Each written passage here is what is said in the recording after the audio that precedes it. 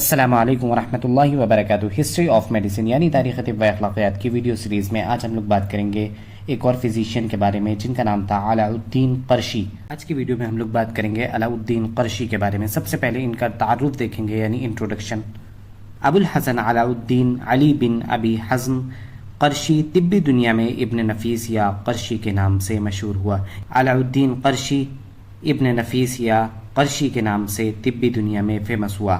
دمشق کے قریب قرشیہ نام کے مقام میں 1210 یعنی 1210 AD میں پیدا ہوا اور 64 سال یعنی 64 ایئرس کی عمر پا کر 1288 عیسوی یعنی 1288 AD میں قاہرہ میں وفات پائی۔ اس کے بعد ہم لوگ بات کریں گے علاء الدین قرشی کی تعلیم و تربیت کے بارے میں یعنی ایجوکیشن اینڈ ٹریننگ۔ ان کی شروعاتی تعلیم قرشیہ میں ہی ہوئی۔ طب کی تعلیم نور الدین کے شفا خانے سے حاصل کی۔ ان کے اساتذہ یعنی ان کے ٹیچرز میں مذہب الدین اور عمران اسرائیل کے نام شامل ہیں۔ اس کے بعد ہم لوگ بات کریں گے ابن نفیس یعنی علاء الدین قرشی کے فضل و کمال یعنی گریس اینڈ پرفیکشن۔ ابن نفیس بیک وقت بہت سارے علوم و فنون پر کمال رکھتا تھا، یعنی ایک ہی وقت میں بہت ہی چیزوں میں ایکسپرٹ تھا۔ وہ ایک طبیب یعنی فزیشین بھی تھا، محقق یعنی ریسرچر بھی تھا، استاذ یعنی ٹیچر بھی تھا اور مصنف یعنی آتھر کی حیثیت سے بھی جانا جاتا تھا۔ علاء الدین قرشی بحیثیت طبیب ایز اے فزیشین نفیس اعلیٰ درجے کا طبیب تھا، یعنی علاء الدین قرشی بہت ہی اعلیٰ درجے کا فزیشین تھا۔ چنانچہ وہ قاہرہ گیا تو وہاں کے مشہور شفا خانے میں افسر اعلیٰ مقرر ہوا، یعنی وہاں کا جو شفا خانہ تھا مشہور قاہرہ کا، وہاں کا افسر اعلیٰ یہ مقرر ہوا۔ اس کے علاوہ وہ سلطان مصر کا طبیب خاص بھی رہا۔ علاء الدین قرشی نے پلمونری سرکولیشن کے بارے میں سب سے پہلے بتایا۔ اہل مغرب نے دوران خونریزی کی دریافت کا صحرا ولیم ہاروے کے سر ناحق باندھا ہے، جبکہ یہ کارنامہ ابن نفیس نے پہلے ہی انجام دیا تھا۔ ابن نفیس کی یہ تحقیق بتصویر کتابوں میں درج ہے، جس کا تقریباً سبھی مورخین یعنی سبھی ہسٹورینز نے اعتراف کیا ہے۔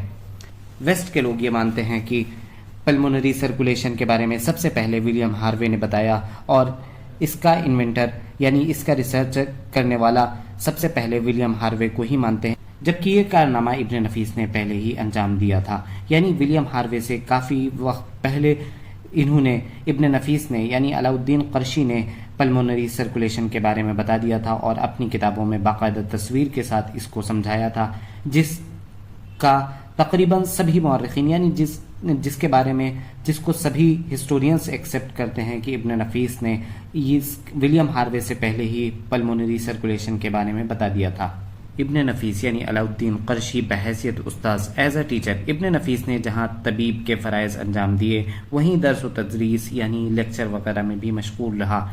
اس کے شاگردوں یعنی اس کے اسٹوڈنٹس کی لسٹ میں ابن القف، ابو الفرج بن صغیر، ابن برہان اور عمری قابل قدر اطباء کے نام شامل ہیں۔ ابن نفیس یعنی علاء الدین قرشی بحیثیت مصنف ایز اے آتھر کل ملا کر انہوں نے 24 کتابیں یعنی 24 بکس ابن نفیس کے نام کے آگے درج ہیں۔ ابن نفیس طبابت یعنی فزیشین کے ساتھ میں درس و تدریس یعنی لیکچر وغیرہ بھی اور ساتھ میں مصنف یعنی کتابیں بھی لکھنے میں مشغول رہا۔ اس نے قانون کی شرح اور قانون کی تلخیص بھی لکھی، جس کے نام اس طرح ہیں۔ شرح قانون ابن سینا کی کتاب القانون کی شرح ہے جو عربی زبان میں ہے۔ معجزہ قانون قانون کے مقابلے انتہائی مختصر یعنی بہت ہی چھوٹی کتاب ہے۔ یہ کتاب طبی درسگاہوں میں نصاب تعلیم کا اولین جز ہے۔